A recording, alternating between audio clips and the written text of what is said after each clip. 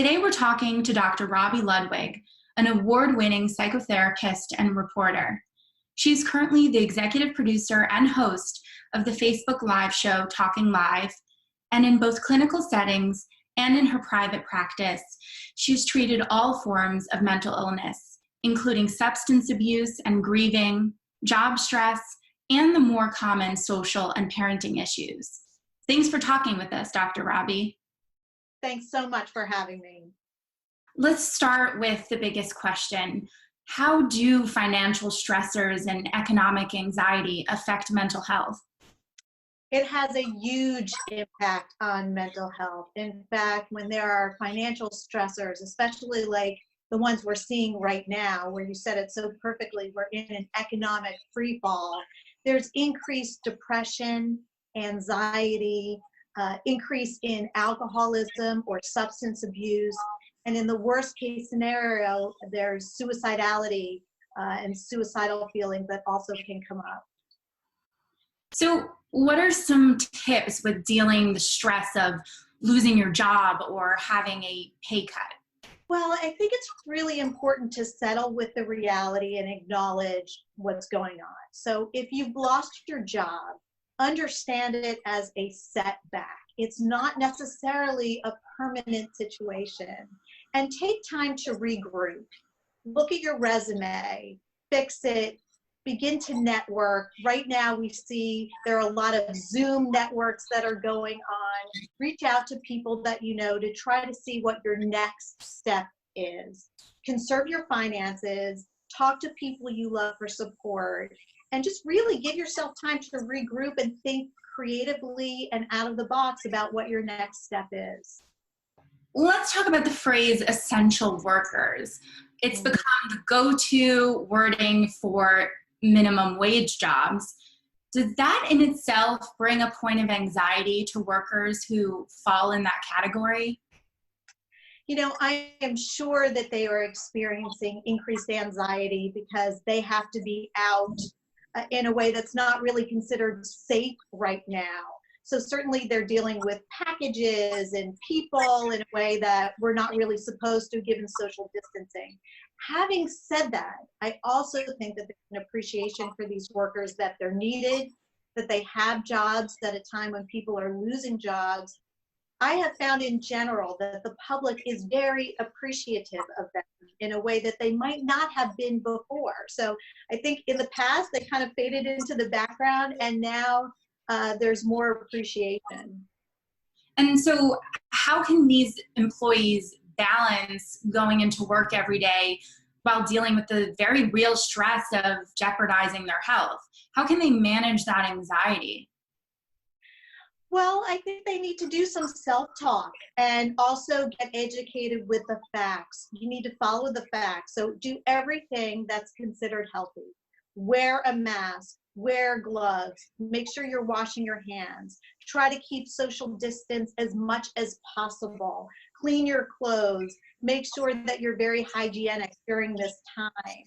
And do the best that you can under the circumstances. And just try to remember that you are an essential person, you are needed right now, and that you are going to take all the steps you need to take to stay healthy. What about this more collective economic anxiety that's really around the globe and that we will be feeling for generations? What sort of mental health trends do we typically see during an economic depression or recession? Well, the studies show that whenever there is an economic depression, it leads to increased depression and anxiety. And so we need to expect that to some degree, in part because people feel that their lives are not within their control, and it impacts their self-esteem. When people are having financial issues, they tend to self-isolate. It increases problems within relationships, within marriages, with substance abuse. So there certainly is a ripple effect that happens when we see this global economic type of crisis. So let's shift gears a bit to parents. Many parents are doing a balancing act right now at home between working and parenting and teaching and all the things that come with that. how can parents who are working from home manage their desire to continue performing well at work, but also be present for their children? I give a lot of credit to parents out there who are dealing with a lot of challenges that are unprecedented. My recommendation is they need to embrace imperfection. There is no perfect balance. So they need to give themselves credit, first of all. So they should compliment themselves every day just for trying. And then what the studies show is if you can stick to a schedule, a regular schedule, it really helps in terms of achieving that balancing act between work and schooling. And you can just post it in a prominent place in the house. And that has really been found to be extraordinarily helpful. So, what about the economic anxiety that parents might be feeling and how it translates to their children? I know that economic anxiety can cause toxic stress, and that can sometimes transcend generations in a household. How does this phenomenon manifest itself, and what can parents do to ease the transfer of their own stress to their children?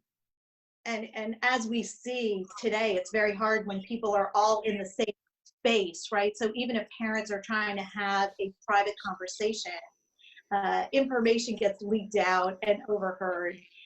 The more a parent can do to manage their own anxiety and stress, the better it is for their children. So if parents can find a way to deal with their own stress so that they don't overwhelm their children with their own burdens, that's the healthiest scenario.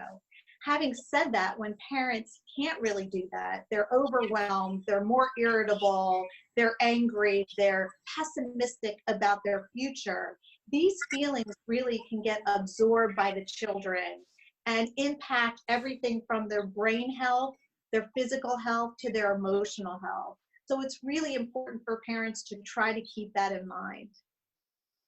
Right, and I feel for many parents, in addition to the stress they might be feeling, and managing not transferring that to their children, they also might, for the first time, have to have some really tough conversations about finances with them. Maybe they lost their job, or they had to take a pay cut, or their financial circumstances have completely changed. How can parents talk to their kids about financial issues? Well, again, I think it's really important for parents to be honest with their children about finances and to have financial discussions, because that actually leads to kids being financially literate, which is incredibly empowering. But you don't want to lay your own anxiety onto your children. So there's a difference between saying, oh my God, we're going to be homeless, things are awful, they're never going to get better, to your children, versus saying there have been some changes, they're temporary, things may be a little bit challenging for a period of time, but we will all get through this together and we will all figure it out. So share the realities, but also share an empowering, positive message along with that reality. So, on a more positive note and an empowering message, what are some resources for people trying to manage their mental health during this time? Well, there are so many resources out there. I mean, people can go to their insurance company and look online for referrals for a therapist. They can ask their trusted doctors who is recommended at this time. They can ask friends about therapists that might be available to them. There are clinics. There are resources online that can direct you to physicians and therapists who are taking your insurance, or people who treat people who have absolutely no insurance. Right now, New York State has a lot of volunteers that are offering free mental health to those who need it. So just to ask around your doctors, your friends, your insurance, and see what's available. There's a lot out there right now. Thanks so much for talking with us today, Dr. Robi. Thank you for having me. It was a pleasure. I hope the information was helpful and useful to people out there.